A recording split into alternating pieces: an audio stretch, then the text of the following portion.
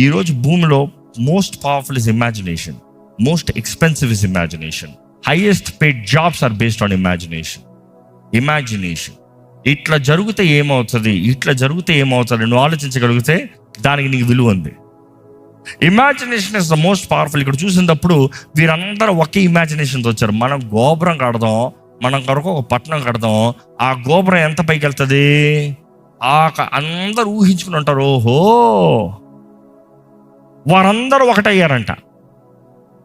ఇక్కడ ఈ ప్యాసేజ్కి సాతాన్ అన్న మాట మెన్షన్ చేయబడలా, పరిశుద్ధాత్ముడు అన్న మాట మెన్షన్ చేయబడలా.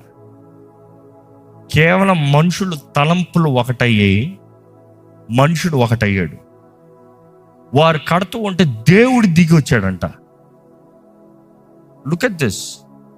మనుషుడు అందరు కలిసి ఒకటి చేస్తే దేవుడు ఏం చేస్తున్నారా బాబు అని దిగి వచ్చాడంట.